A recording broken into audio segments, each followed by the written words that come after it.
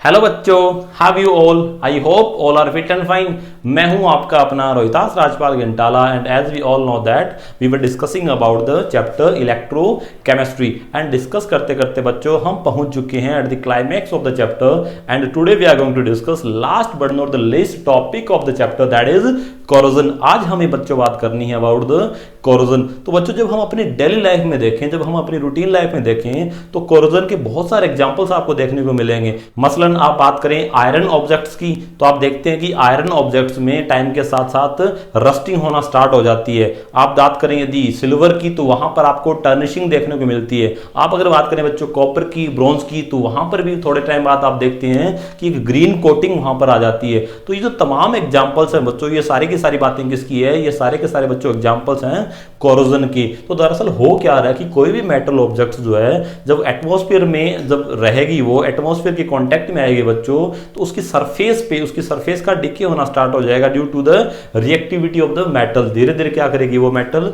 React करती है बच्चों एटमॉस्फेयर के साथ, एटमॉस्फेरिक कंडीशंस के साथ, अपने सराउंडिंग के साथ वो रिएक्ट करती है एंड टाइम के साथ साथ वो जो मेटल है अपने किसी न किसी कंपाउंड में वो चेंज हो जाती है। इस वजह से उसकी सरफेस पे आपको कोरोजन देखने को मिलता है। So we can define the corrosion as the process of slowly eating up of the metal due to attack of the atmospheric gases on the surface of metal, resulting into the formation of compounds of metal like oxides, carbonates, sulfides, sulfates, etc. is called corrosion. The process of slowly eating up of the metal due to attack of the atmospheric gases on the surface of metal, resulting into the formation of compounds of metal like oxides, sulfides, carbonates, sulfates, etc. is called corrosion. So that is the definition of corrosion. ये है बच्चों corrosion की definition. अब जो corrosion के आप example देखते हैं अपने रूटीन लाइफ में, वहां पर उन तमाम एग्जांपल्स में से बच्चों जो आज हमें बात करनी है, जिस एग्जांपल को हमें डिस्कस करना है, that is the rusting of iron. आज बच्चों हमें बात करनी है about the rusting of iron. तो बच्चों रस्टिंग ऑफ आयरन की अगर बात करें तो आयरन को आप देखते हैं कि थोड़े टाइम बाद वहां पर उसकी रस्टिंग होना स्टार्ट हो जाती है, उस पर आपको रस्ट मिलता है। और रस्ट होता क्या है बच्चों? रस्ट की अगर हम बात करें तो rust is nothing but it is the hydrated ferric oxide. It is the hydrated ferric oxide. Formula की अगर हम बात करें बच्चों, that is Fe2O3 dot x number of H2O। Clear? That is the formula of rust of iron. ये होता है बच्चों रस्ट। इसको हम बोलेंगे rust of iron. That is the hydrated ferric oxide. Clear?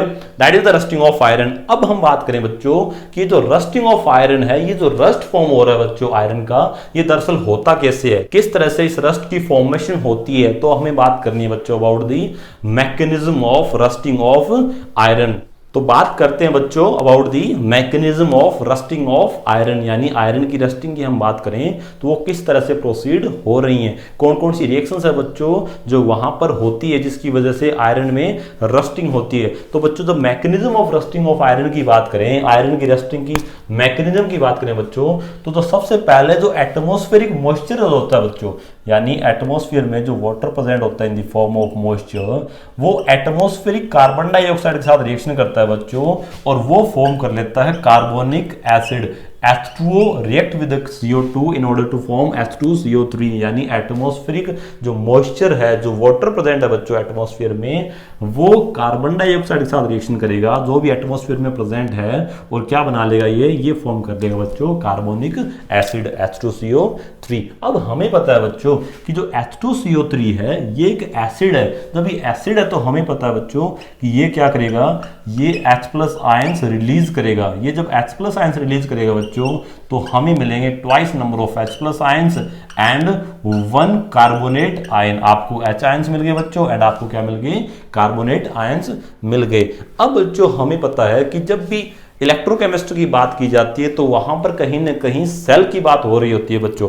अब हम ये भी यहां पर इलेक्ट्रोकेमिस्ट्री में स्टडी कर रहे हैं, जब कोरोजन ऑफ आयरन की हम बात करें, जब रस्टिंग ऑफ आयरन की बात करें तो ये भी अपने आप में एक इलेक्ट्रोकेमिकल फिनोमेना है। इट मींस यहां पर भी एक सेल की फॉर्मेशन होगी। जब कहीं भी सेल की फॉर्मेशन होती है बच्चों तो हमें पता है वहां पर एनोड की फॉर्मेशन भी होती है और वहां पर कैथोड की फॉर्मेशन भी होती है। अब जो रस्टिंग ऑफ आयरन है, ये जो मैकेनिज्म है, ये जो प्रोसेस है, ये भी एक तरह से एक मिनिएचर सेल में हो रहा है। ये भी एक जो रस्टिंग ऑफ आयरन हो रही है, ये भी अपने आप में एक मिनिएचर सेल की तरह बिहेव कर रहा है। तो वहां पर जब हम सेल की अगर हम बात करें तो यहां पर इस सेल में बच्चों तो रस्टिंग ऑफ आयरन की अगर हम बात करें तो इस सेल में जो एनोड की तरह बिहेव करेगा, एज एन एनोड यहां पर बिहेव करता है बच्चों आयरन। और हमें पता है बच्चों जब एनोड की हम बात करें तो एनोड पर जो प्रोसेस होता है वो क्या होता है, वो होता है ऑक्सीडेशन। और यहां पर बच्चों एनोड कौन है, एनोड है आयरन।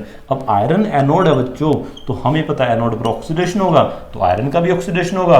और आयरन का जब ऑक्सीडेशन होगा बच्चों तो ये कन्वर्ट हो जाएगा iron into ferrous ion. Fe convert हो गया बच्चों Fe2 पॉजिटिव आयंस में after losing 2 electron, and that is the process which is known as oxidation. And हमें पता है बच्चों ये ऑक्सीडेशन जहां होता है वो क्या होता है, वो होता है एनोड। इट मींस एनोड पर बच्चों ऑक्सीडेशन हुआ, किसका हुआ, आयरन का हुआ, कन्वर्ट किसमें हुआ, फेरस आयन में। जब बच्चों एनोड पर ऑक्सीडेशन होगा तो हमें पता है कैथोड पर क्या होगा, कैथोड पर होगा बच्चों रिडक्शन। और कैथोड की तरह यहां बिहेव करता है एटमॉस्फेरिक ऑक्सीजन। ऑक्सीजन क्या करती है बच्चों, ऑक्सीजन रिड्यूस होती है, कैसे, वो इलेक्ट्रॉन्स को एक्सेप्ट करेगी। और जब इलेक्ट्रॉन्स को एक्सेप्ट करेगी बच्चों तो वो रिएक्ट करेगी इन H आयंस के साथ जो कार्बोनिक एसिड से आपको मिले हैं। इन H आयंस के साथ ये ऑक्सीजन बच्चों रिएक्ट करेगी कुछ इस तरह से। ये H आयंस को एक्सेप्ट करेगी बच्चों एंड इलेक्ट्रॉन्स को एक्सेप्ट करेगी रिड्यूस होने के लिए। एंड ये जो ऑक्सीजन है बच्चों ये H+ आयंस के साथ रिएक्ट करके atmospheric oxygen in H+ ions के साथ रिएक्ट करती है। ये 4 नंबर ऑफ इलेक्ट्रॉन्स एक्सेप्ट करती है और कन्वर्ट हो जाती है बच्चों ट्वाइस नंबर ऑफ H2 में। ये कन्वर्ट किस में होगी बच्चों, ये कन्वर्ट होगी वाटर में। क्लियर। तो ये हुई बच्चों बात the reaction taking place at anode and at cathode. Anode पर क्या हुआ बच्चों, एनोड पर आयरन का ऑक्सीडेशन हुआ और ये किस में कन्वर्ट हो गया, ये कन्वर्ट हो गया Fe2 पॉजिटिव यानी फेरस आयंस में। और कैथोड पर क्या हुआ बच्चों, कैथोड पर जो ऑक्सीजन है, जो एटमॉस्फेरिक ऑक्सीजन है, उसका रिडक्शन हुआ और इसने H+ आयंस के साथ रिएक्शन की बच्चों और क्या फॉर्म कर लिया इसने बना लिया बच्चों वाटर। तो ये रिएक्शन एट एनोड हुई, ये रिएक्शन एट कैथोड हुई। अब हम बात करें कि इस सेल में ये जो मिनिएचर सेल है बच्चों, यहां पर ओवरऑल रिएक्शन क्या हुई है। यहां पर अगर हम ओवरऑल रिएक्शन की हम बात करें बच्चों, दैट ओवरऑल रिएक्शन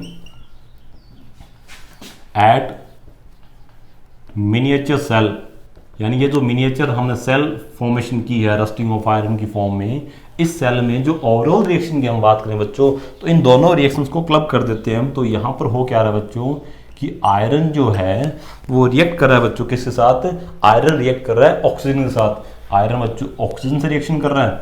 अब यहाँ पर ट्वाइस नंबर ऑफ इलेक्ट्रॉन है, यहाँ पर 4 नंबर ऑफ इलेक्ट्रॉन है, तो इसको हम 2 से मल्टीप्लाई कर देंगे तो twice number of iron react with the oxygen and accepting 4 number of H+ ions, 4 number of H+ ions. और प्रोडक्ट की फॉर्म में आपको क्या मिल रहा है बच्चों, प्रोडक्ट की फॉर्म में आपको मिल रहा है ferrous ions plus twice number of H2।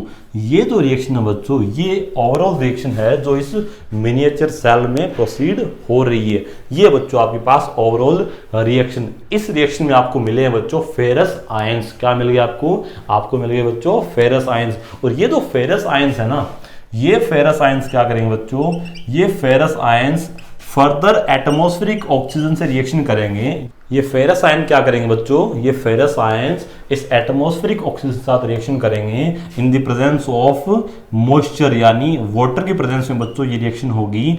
और ये जो फेरस आयंस है इनका फर्दर ऑक्सीडेशन होगा एंड ऑक्सीडेशन होने के बाद बच्चों ये जो फेरस आयन है ये कन्वर्ट हो जाएंगे फेरिक आयन में और आपको मिल जाएगा बच्चों फेरिक ऑक्साइड। फेरिक ऑक्साइड मिल जाएगा और आपको मिल जाएंगे H+ आयंस। इसको बैलेंसिंग की हम बात करें बच्चों तो 4 number of ferrous ion react with oxygen and 4 number of H2 in order to convert ferric oxide and H+ हो गए बच्चों आपके पास 8 नंबर ऑफ H+ आयंस। ये मिल गया बच्चों आपको फेरिक ऑक्साइड, ये फेरिक ऑक्साइड आपको मिल चुका है। अब होगा क्या कि ये जो फेरिक ऑक्साइड है बच्चों, ये जो फेरिक ऑक्साइड है ये x नंबर ऑफ H2O के साथ कंबाइन होता है, वाटर के साथ ये कंबाइन होता है बच्चों, और जो फेरिक ऑक्साइड है ये वाटर के साथ कंबाइन होकर ये बना लेगा हाइड्रेटेड फेरिक ऑक्साइड। ये क्या मिल गया बच्चों, ये मिल गया आपको हाइड्रेटेड फेरिक ऑक्साइड। और यही क्या होता है बच्चों, यही होता है रस्ट, यानी that is the rust of iron, that is hydrated ferric oxide. So ये हुई बच्चों बात mechanism of rusting of iron की। एक बार ब्रीफिंग करें तो हुआ क्या बच्चों यहां पर कि जो एटमॉस्फेरिक मॉइस्चर प्रेजेंट जो था उसने सबसे पहले एटमॉस्फेरिक कार्बन डाइऑक्साइड से रिएक्शन की और रिएक्शन करके बना लिया इसने carbonic acid, that is H2CO3। अब हुआ क्या, ये जो H2CO3 है बच्चों ये एक एसिड होता है तो ये H+ रिलीज करेगा, ये डिसोशिएट होगा बच्चों, जब ये डिसोशिएट होगा तो H+ आयंस रिलीज करेगा और कार्बोनेट आयन रिलीज करेगा। ये जो H+ आयंस है बच्चों ये फर्दर आगे रिएक्शंस में काम आएंगे। अब होगा क्या कि ये जो रिएक्शन हो रही है बच्चों, ये जो रस्टिंग ऑफ आयरन हो रही है ये अपने आप में एक मिनिएचर सेल की तरह फंक्शन कर रही है, because that's also an electrochemical phenomena. तो यहां पर हम सेल की अगर हम बात करें तो सेल होगा तो एनोड भी होगा, कैथोड भी होगा, और यहां पर इस मिनिएचर सेल में जो एज एन एनोड बिहेव कर रहा है बच्चों वो कर रहा है आयरन। तो एनोड पर बच्चों हमें पता है रिएक्शन होगी ऑक्सीडेशन, तो एनोड कौन है, एनोड आयरन है। तो आयरन का जब ऑक्सीडेशन होगा बच्चों, आयरन का जब ऑक्सीडेशन होगा तो आयरन इलेक्ट्रॉन लूज करेगा और आयरन कन्वर्ट हो गया बच्चों फेरस आयंस में। ये रिएक्शन हुई एट एनोड। अब बात करें बच्चों एट कैथोड, तो कैथोड पर हम बात करें बच्चों तो कैथोड पर हमें पता है रिडक्शन होगा, और रिडक्शन किसका होगा, एटमॉस्फेरिक ऑक्सीजन का। ऑक्सीजन क्या करेगी बच्चों, ऑक्सीजन H+ आयंस के साथ रिएक्शन करेगी, इलेक्ट्रॉन्स एक्सेप्ट करेगी, रिड्यूस होगी और क्या फॉर्म कर लेगी, वो फॉर्म कर लेगी बच्चों ट्वाइस नंबर ऑफ H2। वहां पर क्या मिल जाएगा आपको, वाटर मिल जाएगा। अब हम बात करें बच्चों कि ये जो एनोड की रिएक्शन है और ये कैथोड की रिएक्शन है, दोनों का अगर हम कंबाइन करें तो आपको ओवरऑल रिएक्शन मिल जाएगी जो कुछ ये है, और इसमें आपको फेरस आयंस मिल रहे हैं प्रोडक्ट की फॉर्म में। आपको क्या मिल रहे हैं बच्चों, आपको मिल रहे हैं फेरस आयंस। अगले स्टेप में क्या होगा, ये जो फेरस आयंस हैं ये एटमॉस्फेरिक ऑक्सीजन के साथ रिएक्शन करेंगे in the presence of moisture. Moisture की प्रेजेंस में बच्चों जो फेरस आयंस हैं ये ऑक्सीजन से रिएक्शन करेंगे और किस में कन्वर्ट हो जाएंगे, ये कन्वर्ट हो जाएंगे फेरिक ऑक्साइड में। और फाइनली क्या हुआ कि ये जो फेरिक ऑक्साइड था इसने X नंबर ऑफ H2O के साथ रिएक्शन की और किस में कन्वर्ट हो गया, ये कन्वर्ट हो गया हाइड्रेटेड फेरिक ऑक्साइड में, जिसको हम बोलते हैं rust. That is the mechanism of rusting of iron. Clear. अब बात करें बच्चों about the factors which promote corrosion. The factors which promote corrosion यानी कौन कौन से ऐसे फैक्टर्स हैं बच्चों जो कोरोजन को प्रमोट करेंगे। So the first factor is the reactivity of the metal, that is reactivity of the metals, यानी जो मेटल्स हैं बच्चों वो जितनी ज्यादा रिएक्टिव होगी उस मेटल का कोरोजन उतना ही ज्यादा होगा। किसी भी मेटल की जो रिएक्टिविटी है बच्चों वो जितनी ज्यादा होगी उस मेटल का कोरोजन उतना ही ज्यादा होगा। जो मेटल कम रिएक्ट करेगी बच्चों उसका कोरोजन भी कम होता है। क्लियर। नेक्स्ट फैक्टर की हम बात करें बच्चों, सो the next factor is presence of impurities. किसी भी मेटल में जितनी इंप्योरिटीज प्रेजेंट होगी बच्चों तो उसका भी कोरोजन के चांसेस ज्यादा होंगे, वहां पर भी कोरोजन ज्यादा होगा in comparison to the pure metal. Clear. बात करें नेक्स्ट फैक्टर की, so the next factor is the presence of air and moisture. कोई भी जो मेटल है बच्चों वो एयर और मॉइस्चर के कांटेक्ट में जितनी ज्यादा रहेगी वहां पर कोरोजन के चांसेस उतने ही ज्यादा होंगे। जो मेटल एयर और मॉइस्चर के आगे एक्सपोज नहीं होगी वहां पर कोरोजन के चांसेस कम होते हैं बच्चों। तो जो presence of air and moisture है वहां से भी कोरोजन की रेट इंक्रीज होती है। क्लियर। अब बात करें नेक्स्ट फैक्टर की, so the next factor is strain in metals. Strain in metals, तो बच्चों हम बात करेंगे किसी भी मेटल में यदि कोई बैंड आ रहा है, कोई स्क्रैचेस आ रहे हैं तो उस सरफेस पर कोरोजन के चांसेस ज्यादा हैं in comparison to the smooth surface. यानी कहीं भी मेटल में कोई बैंड आ गया या फिर कहीं कोई स्क्रैचेस आ गए बच्चों तो वहां पर जो कोरोजन के चांसेस हैं वो ज्यादा होते हैं in comparison to the smooth surface. Clear. अब बात करें बच्चों about the next factor that is the presence of electrolytes. यदि कोई मेटल के सराउंडिंग में कोई इलेक्ट्रोलाइट प्रेजेंट है बच्चों तो वो भी रेट ऑफ कोरोजन को इनहेंस करता है। किसी भी मेटल के सराउंडिंग में कोई इलेक्ट्रोलाइट प्रेजेंट है बच्चों तो वहां पर भी कोरोजन ज्यादा होता है। Clear. So these are the factors which promote corrosion. अब बात करें बच्चों about the prevention of corrosion, यानी कौन कौन से ऐसे सेफ्टी मेजर्स होते हैं बच्चों जिससे हम मेटल को कोरोड होने से बचा सकते हैं। कौन कौन से ऐसे तरीके हैं, कौन कौन से ऐसे वेज हैं, कौन कौन से ऐसे मेथड्स हैं, कौन कौन से ऐसे सेफ्टी मेजर्स हैं जिनकी हेल्प से हम मेटल को कोरोजन से बचा सकते हैं। तो बच्चों बात करें about the prevention of corrosion, तो जो पहला मेथड है प्रिवेंशन का that is the barrier protection. हम देखते हैं बच्चों कि हमने रूटीन लाइफ में जो मेटल के ऑब्जेक्ट्स होते हैं, हम बात कर लें आयरन की ही, तो आपको वो ऑब्जेक्ट्स पेंट किए हुए मिलेंगे, आपको उनकी सरफेस पे कोई कोटिंग की हुई मिलती है। तो जब हम पेंट कर देते हैं, मान लो आयरन की ही हम बात कर लें, तो आयरन को यदि हम पेंट कर देंगे तो होगा क्या कि वो जो आयरन है वो एटमॉस्फेयर के डायरेक्टली कांटेक्ट में नहीं आएगा और वहां पर इतना इजीली कोरोजन नहीं हो पाएगा। So that is the first method, that is the barrier protection. इसमें हम क्या करेंगे बच्चों, हम मेटल की जो सरफेस है उसको हम कोटिंग कर देंगे, एक बैरियर लगा देंगे बच्चों मेटल और एटमॉस्फेयर के बीच में, जिससे कोरोजन कहीं हद तक रुक जाएगा बच्चों। इस तरह से मेटल को आप कोरोजन से प्रिवेंट कर पाएंगे। क्लियर। अब बात करें नेक्स्ट मेथड की। So the next method is the sacrificial protection. Sacrificial protection में क्या होता है बच्चों कि जो भी मेटल जिसको आप कोरोजन से बचाना है, जिस भी मेटल को आपको कोरोजन से बचाना है, उस मेटल की सरफेस पे, मान लो ये मेटल है उसको आपको कोरोजन से बचाना है, इसकी सरफेस पे हम अनदर मोर रिएक्टिव मेटल की कोटिंग कर देते हैं बच्चों। जब अनदर मेटल की हम कोटिंग कर देंगे तो होगा क्या, इस मेटल की सरफेस पे दूसरी मेटल आ गई जो रिएक्ट कर रही है, जो मोर रिएक्टिव है, तो वो जो मेटल है उसका डिके होता जाएगा बच्चों और ये मेटल बच जाएगी। जिस भी मेटल को आपको कोरोजन से बचाना है उसकी सरफेस पे हम अनदर मोर रिएक्टिव मेटल की कोटिंग कर देंगे तो होगा क्या कि जो कोटिंग वाली जो मेटल है वो डिके होती जाएगी और जो आपकी मेन मेटल है जिसको आपको कोरोजन से बचाना है वो बच जाएगी। Clear. So that is the second method, that is sacrificial protection. Okay. अब बात करें बच्चों about the next method. So the next method is electrical protection. इसमें क्या होगा बच्चों कि जिस भी मेटल को आपको कोरोजन से बचाना है उस मेटल को आप किसी अनदर मेटल के साथ कांटेक्ट में ले आते हैं थ्रू वायर और इन द डायरेक्ट कांटेक्ट, और कंडीशन ये है कि जो दूसरी आपने मेटल ले रखी है उसकी रिएक्टिविटी इस मेटल से ज्यादा होनी चाहिए। तो होगा क्या कि दूसरी जो मेटल आपने ली है वो एज एन एनोड बिहेव करेगी और ये जो मेटल जिसको आपको कोरोजन से बचाना है ये एज ए कैथोड बिहेव करेगी।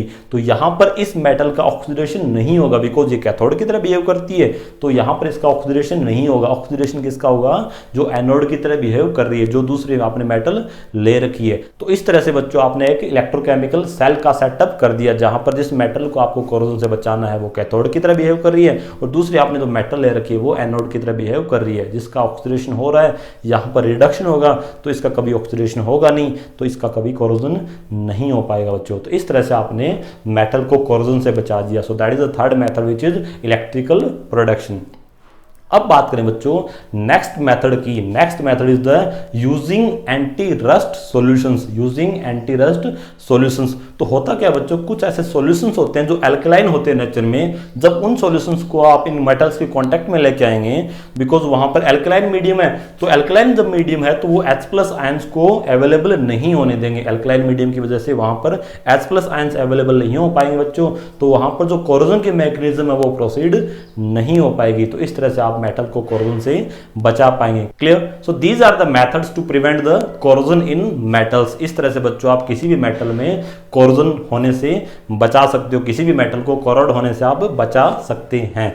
Clear. So that's all about the corrosion. इसी के साथ बच्चों आज की इस क्लास को यहीं रोकते हैं और इसी के साथ आपका जो चैप्टर है इलेक्ट्रोकेमिस्ट्री वो कंप्लीट होता है। सभी को बहुत बहुत बधाई हो। मिलते हैं अगली क्लास में अगले चैप्टर के साथ। Till then have a good day, bye bye, take care.